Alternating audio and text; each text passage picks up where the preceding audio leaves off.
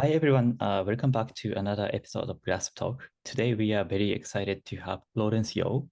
Lawrence is the founder of Motudat, where he crafts stories that explore the nuances of the human condition. And his insightful work has garnered a loyal following with over 38,000 subscribers to his newsletter. And in addition to his storytelling work, Lawrence is the creator of Thinking in Stories, a transformative 4-week course designed to help curious minds turn their ideas into compelling narratives through storytelling frameworks, live workshop, and creative exercises. So with a background in finance and a degree in economics from UCLA, Lawrence has seamlessly transitioned from spreadsheets to storytelling, connecting with millions of readers globally.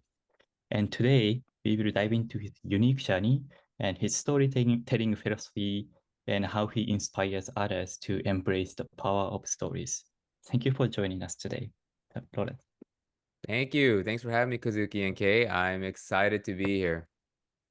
Thank you. Yeah, we are huge fan of your newsletters and then like a content. But first of all, we are really curious about how and why did you start more to that?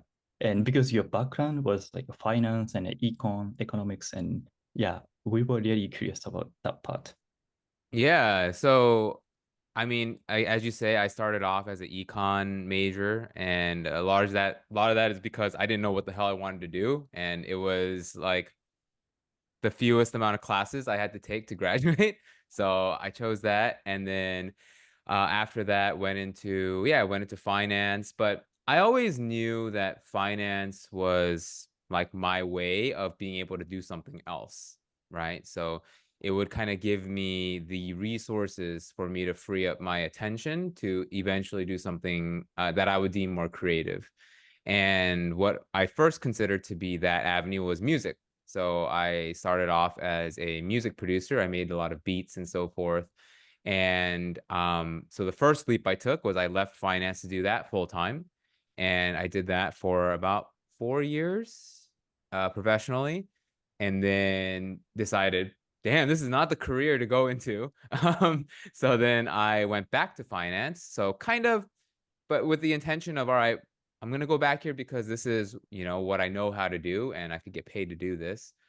And at the same time, try and figure out what other form of creative expression there was that I wanted to venture more into. And it was during that time where I started writing and I started drawing. And it was a nice, refreshing thing because with music, especially the way I was making it, I'm not singing or I'm not rapping or anything. I'm just kind of putting together instrumentals. It's hard to like get a sense of my ideas, right? If you're listening to it, all you could really think of is, Lawrence, that guy sounded kind of sad when he made this, or maybe he was a little happy or something happened, but I can't share what I know to others. And what I found with writing was that it's a very direct way of sharing ideas in that manner. And I really loved it. And a big thing was, can I do this for long periods of time without feeling like I have to be read or I have to reach the widest audience possible? Like my whole thing was, can I do this because I intrinsically enjoy it? And that was a lesson from music I had to learn, because with music, I was so focused on how am I going to get heard, how I'm going to make this my career and all that stuff, that I gradually started to lose my love for making music. And so when I ventured into writing, I wanted to make sure I really enjoyed doing that for its own sake. So more of that started with this piece called "Travel is No Cure for the Mind," and that piece took me like 100 hours to do, maybe a little bit more. But what that experience taught me was that, hey, I can sit here and draw my way and think my way through this topic and enjoy doing it, right? Because I had no audience, you know, and I still did it. And I had mini posts like that even before I launched it. But, you know, it turns out that people did enjoy my work and I continued at it. And here I am a couple years later, still doing it, and no longer in finance. So this is my thing. Oh, yeah, thank you. And I was always curious, you started with that illustration. Your illustration is really unique, but I see the similar pattern with like a Tim Urban has a, Mhm. wait, but why, that has a similar taste, and did you get inspired by him, or did you have your own like a unique way of showing illustration? I was always curious about the illustration part. Yeah, I was heavily inspired by Tim Urban, of Wait But Why, and there's also another blogger or writer that people don't know that much about now, but she was pretty big back then. Her name is Ali Brosh, and she had this site called Hyperbole and a Half, and she made use of like illustrations just throughout her pieces, and they were also long form. So I've always loved drawing as a kid, and one thing I tell people when they're trying to figure out how exactly they might want to express themselves is, what did you enjoy doing when you were a kid? Always go back to that because you're kind of unencumbered by pressures of the world. This is just what you want to do. And I kind of thought to like, oh yeah, I love drawing. I love doodling. So, and I think Tim Urban and Ali Brosh showed me what was possible, right? That there is a landscape of readers that enjoy telling stories in that way. So actually with the travel piece, I think I started with the illustrations first, if I'm trying to remember correctly, like just trying to plot out the narrative that way, and then kind of I think I might have written it on a notebook first and then kind of carried through from there. It's a little fuzzy now, but illustrations were definitely like crucial to my ability to tell these stories. And I think what's important though is that if you're going to use illustrations, you want to have some differentiating factor. So, like Tim Urban did the stick figure thing. So I didn't really want to do stick figures also because I didn't really draw stick figures when I was young.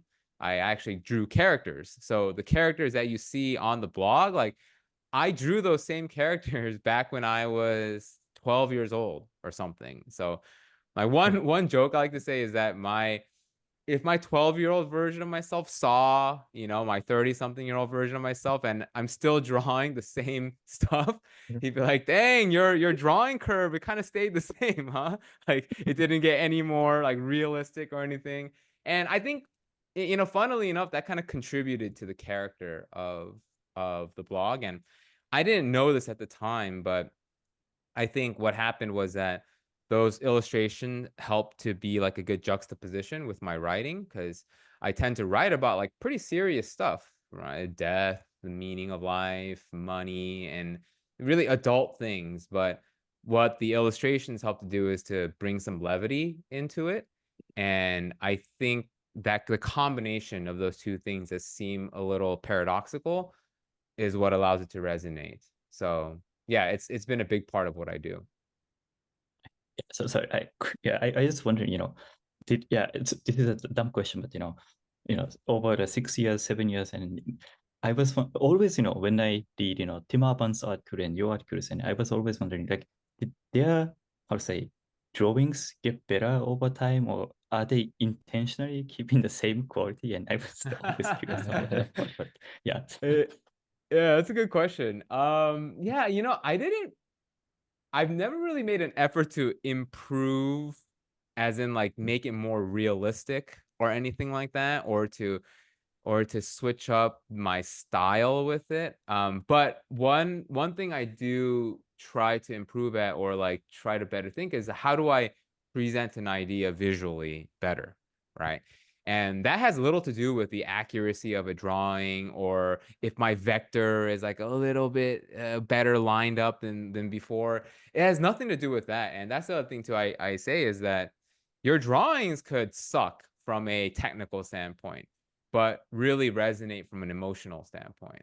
So I think the latter is way more important. And if in order to really create something resonant, like you have to really think about the framing of it.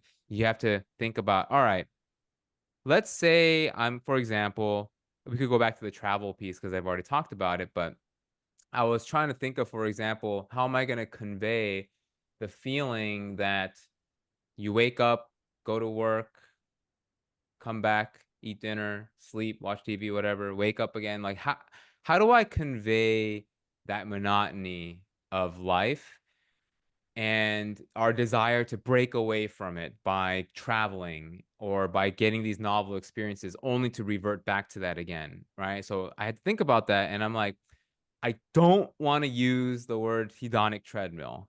Okay, like it's played out. People know about it. I don't want to use another person's concept in this case. It's cool to borrow concepts, of course, but in this case, I felt like there was an opportunity for me to make it my own thing. So in that case, I kind of thought about, all right, what is that feeling of doing everything over and over again? What does that feeling exude? Ah, it feels like you're trapped. Okay, what makes you feel like you're trapped in something? What's an object? Oh, a box. And and then I thought, oh, okay, what if I call this the box of daily experience? And being in that box is where we're trapped in. We try to break out of that box by chasing novel experiences, but it kind of doesn't work. So I didn't think about how am I gonna make this the most realistic box so people see it and they're like, "Oh, next time I see an Amazon box, I'm gonna think about this." No, it was more so about how do I think of a concept that ultimately I could just draw a rectangle, call it the box daily experience, and draw some funny things, and that's it. But Mm. it's not the level of technical ability in the drawing that people resonate with. It's the fact that I thought through all that and put it into that framework that makes it resonate. So it's more about thinking. It's more about how you think as opposed to what you're actually drawing on your tablet. That makes the difference. Interesting. But when you want to write a newsletter or a story, so do you start with drawing the idea at first, then framing the letters or sentence, or do you start with writing a sentence at first, then drawing picture? So how does it work? Yeah, I start with writing. I mean, I Writing. Yeah. fundamentally view myself, if I were to choose between writer or illustrator, I'm a writer. Okay.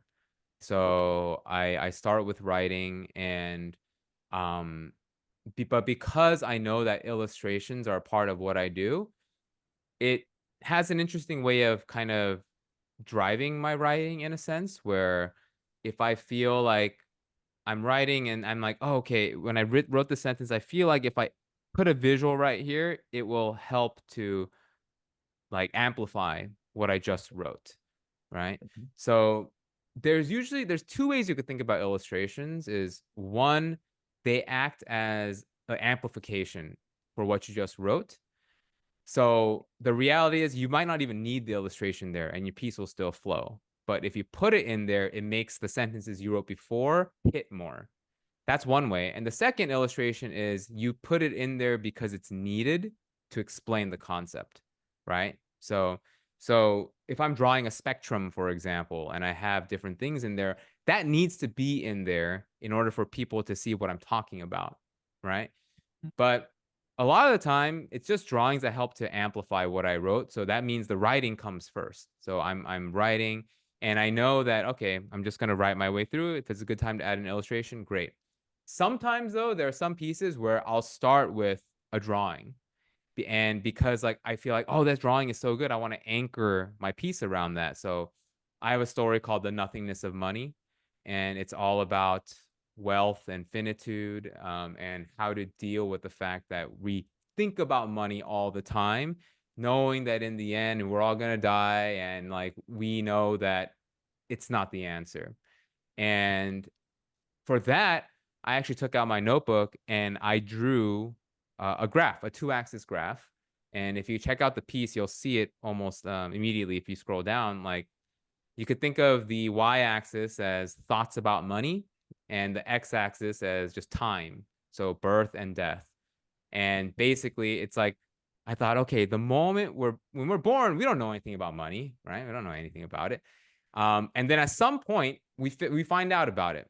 We find out about it, and the moment we find out about it and what it can do, then so it's like you just imagine it catapulting up, and it just stays like that. You just think about money all the time, and then when you are aware of your mortality, not just theoretically, but viscerally, then you're like, "What am I doing? No one expects me to squeeze out an extra dollar with the time I have left. If I know I'm gonna die, then all of a sudden you're not thinking about money anymore. It plummets, and then you start focusing on what's purposeful, where can I direct my love to, all these things. But the urgency of death is what causes that. So I thought about this really simple graph, just do and then plateau and then do. Mm. And then when I drew that, I was like, there is a story here. There's some story here that I can write about. So that's an example of where it started with the illustration. And the illustration is just some either graphical representation of my idea or some framework that I want to anchor people into. Yeah, and I've done that with actually a good amount of my money posts where I think of the visual first, but when I start writing, it's just like, okay, everything helps to explain what that visual is all about. Interesting. Yeah, thanks. And so do you think you can realize your images by drawing? So every time, like if you are struggling with like generate I don't know, lighting and drawing the picture, so where do you see or how do you get the inspiration? Yeah. So I think when you think about inspiration, so even this right now, like I imagine inspiration as like two characters, right? So I envision inspiration. One is like a fairy that goes around and then sprinkles dust on you whimsically, right? You're just doing your thing, and then all of a sudden some idea hits you. That's the fairy working. And then the other kind of inspiration is a laborer. I refer to him as a laborer, and he has like a hard hat on. And that's the kind of inspiration where you have to show up, be disciplined at a certain time. And I think one of the things that people get wrong about inspiration is that they think it's either or, right? It's either the fairy or it's either the laborer, right? It's like creativity can be scheduled. It definitely can't be scheduled. There's a lot of the two camps talk amongst one another. But like many things, I think the middle is where the answer is, where you kind of make usage of both, right? And um, I think you want to put yourselves in positions where you can generate inspiration from both. So in my case, I have the labor at work in the mornings for about 2 hours where I just write, where I write, and we can go into what I choose to write about another later if you'd like. But basically, I show up there. I'm either continuing something that I was already working on, or I'm just like, I want to write about some problem I'm thinking about and just start there. And then in the afternoons, I'll leave more time for the fairy to come. So it's like whether I will go for a walk or I'll just pick up a book or I'll have a chat with a friend. We're doing this in the afternoon, right? This is it's my secret way of maybe the fairy's gonna come to play here, with all of us. And these are the things that help me with inspiration on that side. So I think you kind of have to have a blend of both. It's like having a sense of stability and anchoring of discipline, and then serendipity, where it's much more whimsical. And if you could combine those two things together, then I think you'll have so much to write about, and you'll have so many ideas to create on. I see. And do you keep the ideas? When you come up with any interesting ideas, or like you imagine something, like something new, and do you keep the ideas? And if so, where usually, put these ideas? Is that Apple Notes, Google Docs? Yeah, it's Apple Notes. It's pretty simple. I used to do it in Roam Research, but I don't really use that anymore. I don't know. Do people still use Roam? I dabble in it every now and then, but not really. Yeah, I've never been a huge note-taking guy. I just I feel like if there's an idea that really resonates with me, like it kind of just makes its way to the brim of my mind.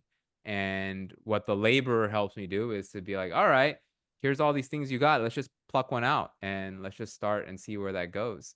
So, um, I have been playing with some other note-taking systems, tools though. I've been playing with this tool called Cortex, which recently came out. And that's been interesting. For the most part, I use Apple Notes. Like it's very simple. I just pull it up. If I have an idea, I write it down. I also use voice notes sometimes just to dictate what I might be thinking. I have like an Apple Watch, which like the only purpose of that is to do that, or I don't know, I could just check the time. I don't really use it for anything else. But yeah, I have a very minimalist note-taking approach. And I think that's been okay so far. I see. And how about writing platform? I see you use WordPress. Is that correct? Yeah, For I publish everything on WordPress, but I write everything in this tool called Cold Turkey Writer. This thing was a complete game changer for me. It basically just turns your computer into a typewriter. So you say, hey, either I'm gonna aim for this word count, or I'm gonna write for this many minutes, and then basically it just blocks off everything. All you see is a blank page, and all you can do is write. So I think that works well with my style of thinking about ideas, because I don't need like note-taking software up to write or anything like that. And it's very simple, obviously very simple, and you can't get out of it. I mean, you can like hard reset your computer if you, if you really want to do that. But yeah, it's been amazing. Ever since I learned about it in 2017 or 2018, I've written almost everything in Cold Turkey Writer, and it just eliminates all distractions. It's easy and it's simple and it's awesome, frankly. wow, interesting. And And it's free. why? Oh yeah, that's important part. And but I'm curious, why did you choose WordPress, and have you ever switched into, let's say nowadays people use Substack and some people use Medium, and have you thought about using those like a distributing or blogging system? Yeah. So I started off on Medium, and I initially had my first readers there. But simultaneously I had the WordPress blog, because I always wanted to have kind of like my owned property, and it's independent of any platform. And it's also a lot easier to just convert people into the newsletter through the site on WordPress. But you're right. There's so many different platforms that people could write on, whether it's Substack, whether it's Ghost, whether it's Medium. I mean, there's many different options. And I think if you're starting out, it's wise to choose one of those discovery platforms. Um, but in the end, the question is more about, do you want to have your own site that you have, pretty much complete control over, right? And if you can control the aesthetics of it, that was important to me because my work is so visual, right? So when I was thinking about a theme, I just wanted something really minimal, because it's not the theme that's going to be the visual component, right? It's going to be my drawings. So what allows me to accentuate my drawings and plot them out in a way that looks great? And once again, that's also a testament to the fact that you don't need to have the most beautifully designed site. All you really need to have is something that conveys your style. And like that theme I've been using ever since I started. I haven't changed it. And frankly, I don't really have any plans to change it.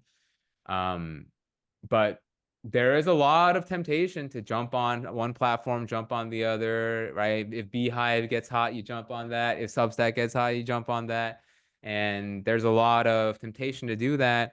And I did feel like there was some wisdom, I guess. Maybe that's too strong of a word, but just what happens if I just stay consistent in what I do?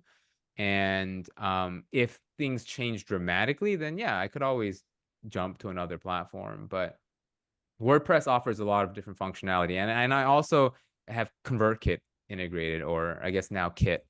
But that's where I use to send my newsletters. And it's pretty well integrated with WordPress, so it works well. I see. Thank you. And by the way, I'm curious, your favorite lighting so far. You mentioned that Nothingness of Money is one of your favorites, but do you have any other like a favorite post in your past? Favorite post? Yeah. Yeah. I think when I talk about favorite posts, it's the one that I actually go back to myself, because I need a reminder of it. And I think I feel like the best writing, really, it's, you write it for, like I write for myself, in the sense that it's like I write for myself, but I try to do it well, because people, it's, I think the way I say it is, write for yourself, but do it so well that people pay attention. And when it comes to this piece, I wrote this piece in just 2 hours. So the piece is called The Antidote to Envy, and there's just one illustration at the top. And I think this is a good moment to kind of introduce how I think about publishing and writing. It's like I think of it as two buckets. There's one where you're writing to figure out what you think, and the second is you're writing to present. And those are two different things, right? It's like when you're writing to figure out what you think, it's because you really aren't sure what you think about something. And writing has this interesting thing to it where as you type out your thoughts, like threads start to unravel and things start to make more sense where you just sitting there pondering, looking at the wall couldn't really do, right? So that's the first part. The second is writing to present. And this is more of like you have your idea fleshed out. You've talked about it. You may have written about this idea before, but now you're like, okay, I think I have a pretty solid framework here. And now what I'm doing is I'm going to present this idea to people, right? And these are the pieces that have the capacity to be read a lot because I've put so much thought into it. And it's like almost like I'm giving a talk about it, right? I prepared it in a way where I'm going to present it. So the Antidote to Envy piece, which is interesting because it's not a writing to present one, which, you know, you may think is the one that in whatever time I put into, that's the one that would be my favorite, but it's actually the Antidote to Envy because it was this problem I was struggling with of, yeah, why do I feel my envy kind of increasing lately? And you know, like it was oscillating, but at this particular moment, I was like, yeah, it feels like it's high. And I want to know what's going on. So with these writing to think, most of these pieces on my site are under what's called reflections. So if you look at the menu, you'll see this thing called reflections. Most of those pieces there is like, I set up cold turkey writer, say I'm going to write for 120 minutes. I don't know what I'm going to write about yet, but let's just go. And the first sentence I would write is usually, today I want to talk about, and then the problem. And then I just go from there. So the Antidote to Envy, I think, yeah, I just like today I'm going to talk about the antidote to envy and why knowing yourself is the way forward or something like that, right? And then that first sentence is not going to be in the piece I publish, but it's just my way of starting. And then I'll just boom, I'll just go. So that one, when I finished it, I was like, damn, this really helped me to think through this issue. And the envy that I was feeling, it was just gone. It just dissipated. And you know, when I feel that again, or when I start feeling it rise up again, I just read that piece again. And it just like boom, it instantly levels it out again. So the Antidote to Envy was one of those pieces that fall into the reflections. I actually have another piece on envy, which is much more presentation style-y, like it's called Envy is the Cancer of the Soul. But once again, I don't know. I think there was just the fact that I did that reflection piece in one go. It was really like at this moment of time, this was what I was feeling, and I just revisit that one a lot. So I think that's my favorite one. I see. But your thoughts, evolve over time, right? When you read, you read your past content, and sometimes I think I don't know if this happens to you, but this part changed in my life, so I want to update this part and this part. Has that happened? And also in that sense, I think we can continuously editing the content, right? For the whole time. So, but you gotta publish at some point. So how do you manage this part and how do you change or update, over time? Yeah, well, when I publish something, I don't edit it, right? Like if it's up there, it's up there. I mean, unless it's like a typo or unless there's some note in there where it's like I have to update the date or something like that. I don't change it if my views changed on something. What I'll do is I'll just write another piece and Yeah. and that will be my kind of updated version of how I think about this. And I think the great thing about blogging or writing online too is, especially on your own site, is like you could link to your other pieces, right? So if people want to take a look at, if I want to tell people, hey, this is what I once thought, I could link back to it and people could check that out. But really, I view the pieces I put up there as it's just a snapshot of my thinking at a given time, right? It's like a balance sheet of my thoughts. It's just a snapshot, and it's and like, funnily enough, these pieces all kind of act as bricks to something else sometimes, right? So maybe I'll write a reflection on a topic and I'll write 2 or 3 of them, and the next thing you know, I'm like, oh, those things could be gathered for a bigger piece. Like that happened for, I have another piece called The Arc of the Practical Creator, which was quite popular. And That's that my one, favorite. Yeah. oh, really? I- Okay. Yeah, cool. So, yeah, that one was a combination of a lot of like reflections I had on the topic, right? So I had this piece where I was just kind of writing about what money means, but in a very, boom format. I was writing about creativity, and then I was like, what if I kind of like bring all these things together? But in order to bring them together, I want to think of a framework. So this, you could kind of see how the gears are spinning here. And I was like, oh, 2-axis graph, that might do it again. And that's another thing, if I were to give any pointers to the audience here, is that 2-axis graphs are incredible.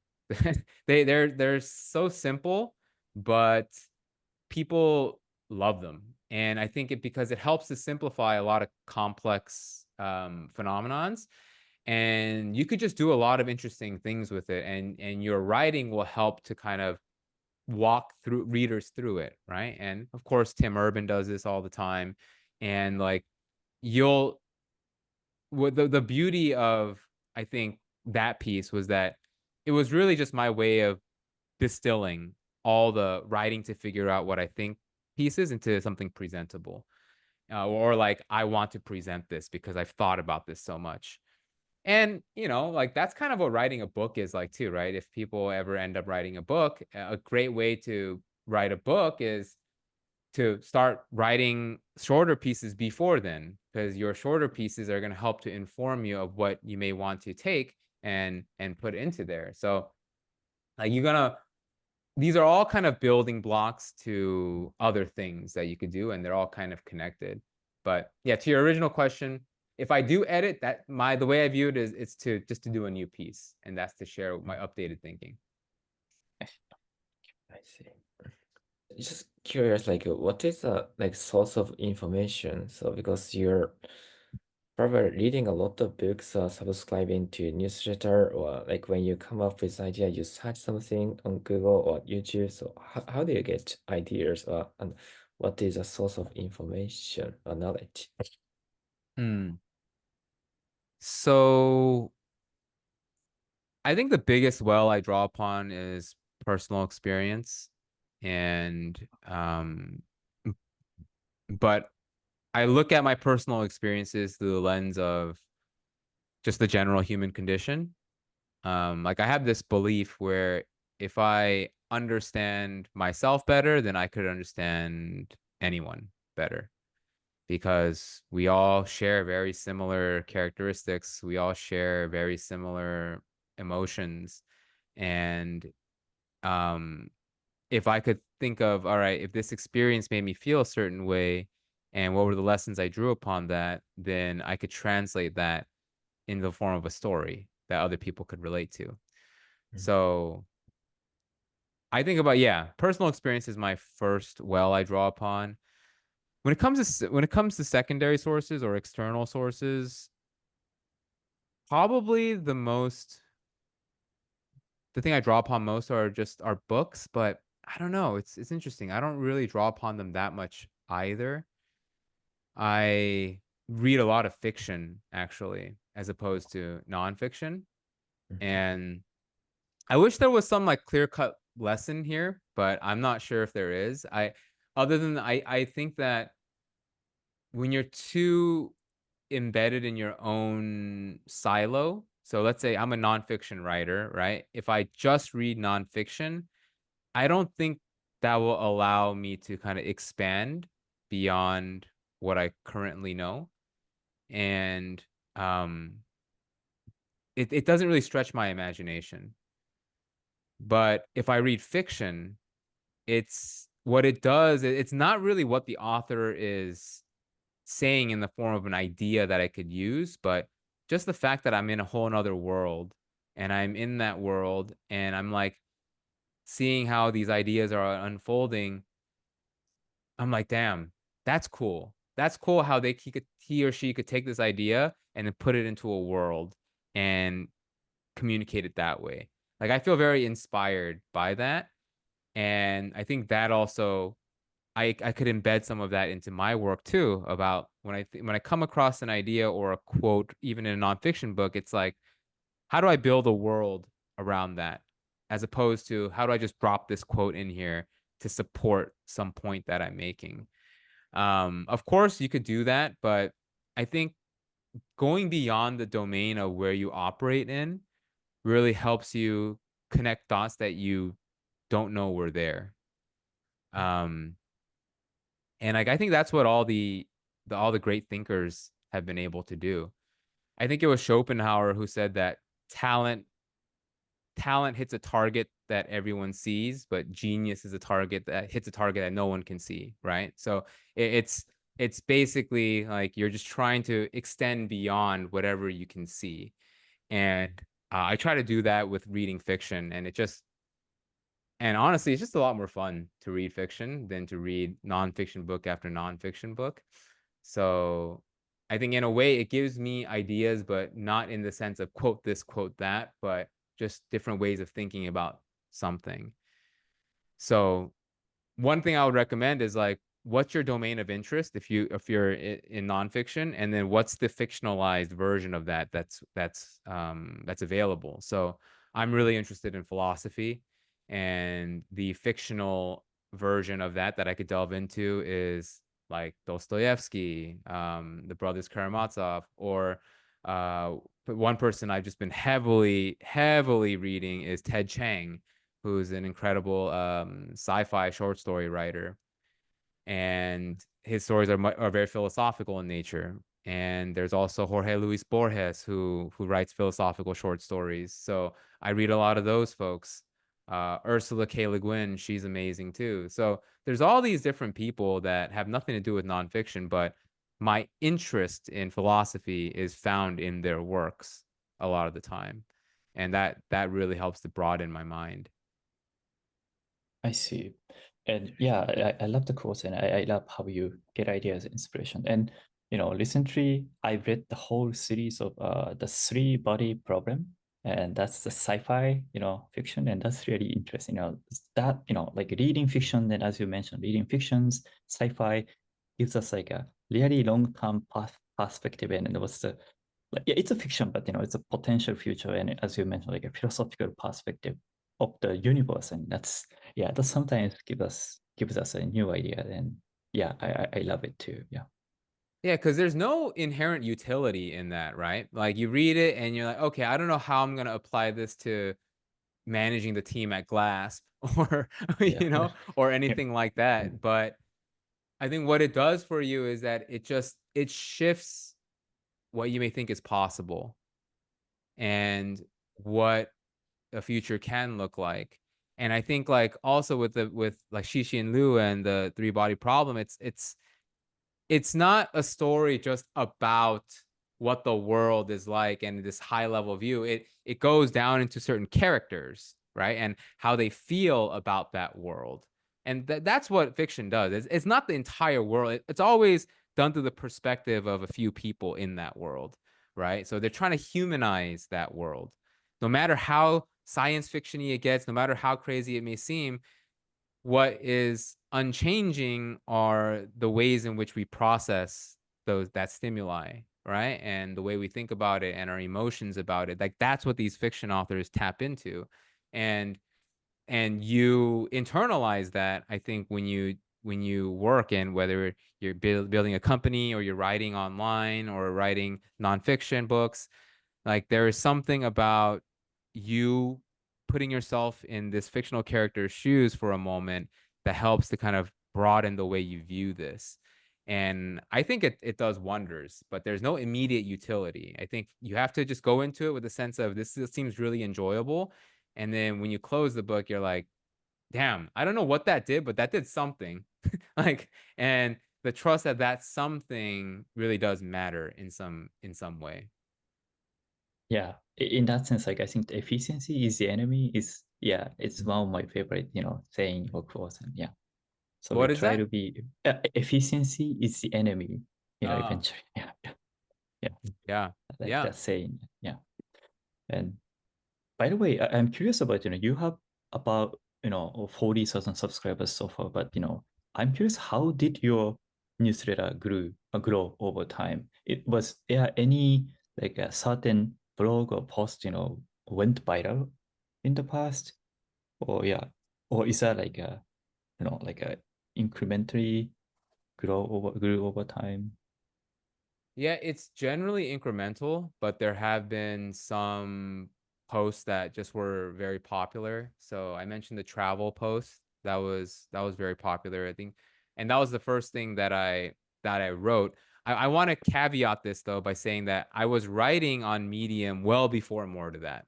So I think I was actually writing in 2015, but I started more to that in 2018, and during that time I was just experimenting with what the hell I want to write about. And even before more to that launched, I had 3 posts that were just as long as the travel one already done that I didn't publish, because once again, like I was saying, I was just trying to figure out, do I like doing this thing? And also I had my corporate gig that there was no pressure whatsoever for me to try to make money from this, so it gave me the freedom to do work on that on the nights and weekends.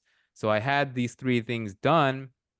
So when people, because I think like some people may think, oh, you published that first piece and then it popped off, so like that might be an outlier thing. And sure, but I wrote a lot before then, right? It was like me finding my voice, finding what I want to do. Like I didn't incorporate illustrations right away when I started writing on Medium. Like this was all a very gradual process. And then that piece popped off. And then after that, there were, yeah, just a couple. The Nothingness of Money was very popular. A lot of my pieces on money actually have been quite popular. And Arc of the Practical Creator was popular, but it's for the most part, it wasn't. It's not like a boom kind of thing. It's kind of like these. It's going up and then it goes down, because another thing people don't consider is you send newsletters and then people unsubscribe, so it goes down, and then you're kind of going up. So in the end, like it kind of comes down to this element of consistency in terms of like just doing it often, but having a blend of pieces that I want to publish quicker and other things that I'm kind of marinating on more. Maybe this will turn into a bigger idea or something else. And you just never know what could be an inflection point for growth and so forth. You kind of just have to put things out and then see what works. And like in my case too, I have this interesting dynamic where the newsletter is much bigger than my social media following, right? Usually it's the inverse. It's like, if you're gonna have 40,000 newsletter subscribers, you got to have like 200,000 Twitter followers or something like that. But that's not the case for me, and I think a big part of that is because from the beginning I focused on storytelling, and like you could do Twitter threads and stuff like that, or do long form on there, but for me, like the more conducive medium was on WordPress, or even using Medium, the platform. And that's the other thing to consider too, is like there's some platforms that are more conducive to your style of writing. And you want to lean into that more. So if I knew that long form is where I think my work excels, then I don't need to rely too much on Twitter to get people to my newsletter and so forth. If there's this thing that if I create a good piece and people share it, then it has the capacity to spread. So, I mean, there's a little more strategy behind it than that, but it is possible to not be under the reign of social media in order to grow a newsletter. I see. Thank you. So I think I was thinking which one I should ask, but like nowadays ChatGPT came out, Anthropic Claude came out, and people use AI for writing, getting ideas, and brainstorming. Do you use AI tools for your writing or brainstorming? Or has that, like in 2022, like I think ChatGPT came out, right? So does that impact on your newsletter or your workflow? No, no. Oh, no. I've used AI for like copy editing. So, I'll like put something in there. I'm like, hey, is there grammatical mistakes in here or stuff like that? And or I think Claude is a little better for that. But when it comes to generating ideas and or like I definitely don't write with it. I write with my own voice, and I think that's what makes it enjoyable. And I think that's the thing too, is that with AI and so forth, what's ultimately going to matter is if you know how to tell good stories. Like that's going to be the differentiating factor for writers. And with writing too, it's like it's much harder than speaking. Like you could tell stories, but as you're telling stories, you could kind of revise what you said and be like, whatever. You could get away with more, right? But with writing, it's kind of like the words are staring at you on the blank page, and you're like, damn, that doesn't sound that good. I gotta go change that up. And you can kind of see it there. So I think like storytelling with writing is a little bit different. And I think the limitations of AI still is like telling a good story. Like it could tell you all the information that you want. I mean, LLMs could do that way better than any human being can. Any information that you need, you could get it right away, structured in a way where it's easy to read and so forth. But to make someone feel something when they read it, like something deep, maybe you'll get there. It's just not quite there yet. And I think like that's another thing too. Illustrations help with that. One of the paradoxes of drawings and illustrations is that I don't know, maybe it's just me, but I feel like everyone could tell if something is AI generated. There's just this feel. You could just feel it, and so you can see it right away. And it's kind of like with me and my simple ass drawings. Yeah, you see that, and in a way, it's like, oh, that's not AI generated. That's just some guy drew that, right? And it's kind of like with AI too, right? They say the hardest things are the most rudimentary for an AI to do. All right.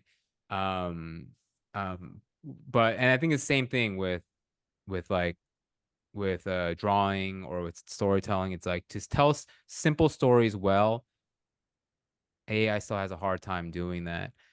So I think if now more than ever, it's important to lean into that skill, especially in an era where information is not only cheap, it's just, yeah, completely low effort. Yeah. Thanks. I'm just curious, like your daily life. So, like, how much Uh-huh. you are spending your time on like writing, editing, reading, or like drawing. Also, how much time so you spend, for example, exercise. So, what's your daily life look like? Yeah. So I exercise every morning. I either swim or run, and sweet. it's not for my physical health per se. I mean, of course, that contributes to it, but it's more for my mental health. There's something about exercising, it just dispels the fog, right? So I do that in the morning, and then I have a 4-year-old daughter, so I take her to school. If I don't take her to school, I pick her up later, or like I'm playing with her in the morning. So yeah, that's usually the mornings, and then once she's at school, then I'll spend about 2 hours, 2 to 3 hours writing, and based upon what project I'm doing, I'll be writing. And after that, then I'll have lunch. I don't know if this is Okay. interesting, but yeah, I'll have lunch. It's interesting. Yes. Yeah. Okay. Yeah. I won't tell you like, yeah, I put the stove on this degrees. I eat, and then what is that? Yeah, then the rest of the day is more for like kind of free flowing stuff, I'll either read or I'll do more admin stuff. If I have my course coming out, then I'll do things to help with the course. Just like if I'm launching, get ready for that. I haven't really done the course. I haven't done the course in a year now because I've been working on other projects, but I'm planning on starting that again in early next year. And yeah, the afternoons is much more kind of open to things, and I'll do consulting as well. So it's kind of a blend of many different things, and all of them kind of contribute. So, one way you could think about it even is kind of like you have art and business, right? And there's like this kind of timeless tension between the two. And I don't think there needs to be a tension. I think you could bake both of those things into your day. So if I were to like really simplify it, you could think of it as my mornings are spent with my art, my craft, just getting better at that. And then my afternoons is like I'm just taking care of the business side of things. It requires a different hat a lot of the time, but that could even just come down to replying to emails, like connecting with my clients or doing stuff like that. So it's a nice little division, knowing that the most important thing, which is to focus on my art, I was able to do in the morning. Thank you. Yeah, that's interesting. Yeah, Yeah. the daily, like how you spend time. And so, since time is running up, so I want to ask you, because our audience are like aspiring founders, writers, and newsletter writers. And so do you have you already shared many advice and life lessons, but do you have any other advice to those people? Yeah. Well, I guess I could only give some sort of advice to what I know, which is if you want to start a newsletter, or if you want to, if you want to write, I think first just have the intention of what you're doing this for.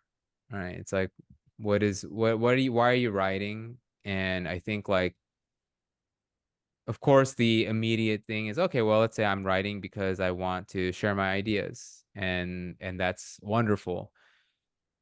If that's the case, the thing to consider is, okay, do you want your idea sharing thing to just be a personal form of expression, or do you want to build a business doing this?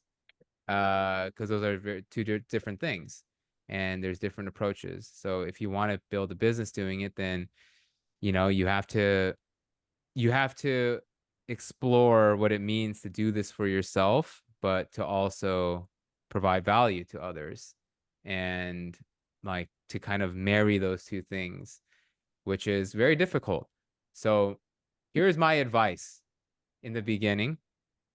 If you want to write, if you want to start some media entity or whatever, is to try to eliminate the money question in the beginning, so you can figure out whether this is something you really want to do. There's a difference between thinking you want to do something and hitting the reality of doing it every single day. There's a huge difference between the two. And I think we get enamored by the thought of doing something. So when you're in that stage, you have to do it to figure out if this is something you intrinsically enjoy. And like I said, you have to take the external piece out of it. So the best way to do that is like have a job that has little to nothing to do with this. In my case, I was in finance, and building spreadsheets had nothing to do with drawing funny characters and writing philosophical reflections on the meaning of life, but it worked out that way because it funded what I was doing. I referred to it as my patron, and I was able to understand whether I wanted to do this or not. And the answer was yes. So if that condition is met, this is what you want to do, then the next step is to continue doing it, right? Continue doing it, and still try not to focus too much on the money part, right? But like you can start to incorporate that into your workflow bit by bit. right? It's like, okay, what kind of product can I create that will help me make money with that maybe loosely tied to my writing? Do I want to do sponsorships? Do I want to do this, that? Start thinking about that a little bit, but in a way where when you make $1, you're like, hell yeah, not instead of like, oh, only $1. How am I gonna pay for next month's rent? Like that. That's not what you want to think, right? You want that dollar to feel so damn good because you're like, wow, okay, this is possible to do this, right? But you can only think that way when you have something else that's giving you enough money for you to think that way, right? So have that in place so you can feel grateful for that. And inevitably though, that dollar is not going to feel like that much, and then you're going to want to kind of continue building that up. So all this to say that I think, the advice of taking a leap before you have all this stuff figured out, I think that's kind of dangerous advice, really. I think the smart thing to do is to figure it out if you enjoy doing this, kind of slowly start embedding more of the business side into things to give you some confidence that this is something that you can make money from. And then if it hits a certain point where the time that you're spending at your day job or whatever is starting to intrude upon the potential of this becoming a very viable business that could replace that or at least feel on par with what you were making, then the question is, all right, is it time to make that leap, right? So, and then if you make that leap, remember that this is not the kind of end all be all, right? It's not like, all right, this is it. Everything's just going to go in perpetuity. You have to work hard at it, of course. But if you have to go back to what you were doing before, going back to finance or going back to engineering, whatever you were doing, that's awesome. Okay? Like I think sometimes people feel shame that they're like, oh, it didn't work out and I have to go back to this. Whatever. There is absolutely no shame in that. I think the fact that you did it, the fact that you try to do it and you gave it what you can, you go back, that's beautiful. I think the question then is, okay, do I want to still try building that up? That's an important thing to ask yourself too. So I think there's a journey here where you want to balance those two realms so that this could be a source of meaning, but it could also be very practical for how you want to live your life. And I think you need to have both. You can't just have one or the other, really. So that's my long-winded advice of being a practical writer or creator. Yeah, great advice. Yeah, thank you for that. And so this is the last question. So since Glasp is a platform where people leave what they are learning, leading for other people, and we see it as their digital legacy. So we want to ask you this question, big question, but what legacy or impact do you want to leave behind for future generations? So this is probably gonna be an unsatisfying answer, but I think it's an illusion to think about my legacy. I really do. I don't have any delusions that like within, I don't know, generation or well, hopefully next generation remembers me because my daughter does. But like, a couple of generations after that, it's like, I don't have any hopes for that. I think what really matters to me is what I can do with this life that I've been gifted, that we've all been gifted. And I think that's what like propels me to create, right? It's like we're really here for a blink of an eye. Like I look at my daughter and she's just evidence of just how fast time moves. And when that hits me, I'm just like, there's so much that I've lived, so much that I've read, so much that I've discussed that I want to get out. I want to get out into the world. And how do I do that sustainably? How do I do that for as long as possible? That's all I really care about in the context of creating and my work. What happens after that? I really don't care. I don't care, and nor do I think it really matters.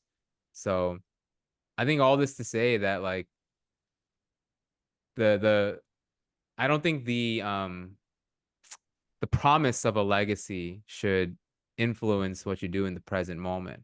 I think this is really all you ever have, and that becomes much more salient when you have loved ones that you got to care for and all that stuff too. So you really want to take that into consideration. Um, yeah, Yeah, beautiful. Yeah, seize the day, seize the moment, and be in present. And yeah, very great. Yeah, answer. And thank you. Yeah. So yeah, thank you for taking time today. Yeah. Yeah, we really learned a lot of things. And I was always curious about the illustration part and your writing process and so on. And yeah, thank you for sharing everything. Yeah, today. yeah. Thanks for having me. It's nice talking to you guys. You guys ask really thoughtful questions, and yeah, hopefully one day I could make it out to Japan and hang out. Yeah. Yes. Yes. Well, Thank you.